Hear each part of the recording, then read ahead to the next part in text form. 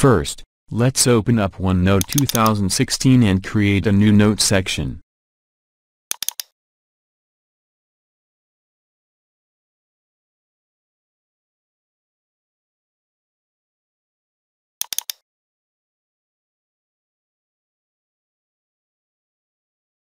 Go to File, Export, PDF, Export.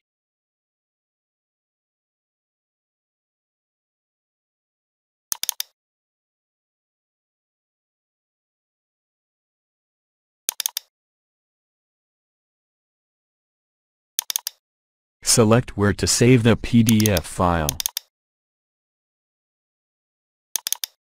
Let's test it.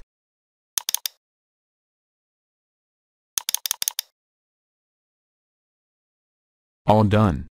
Please subscribe.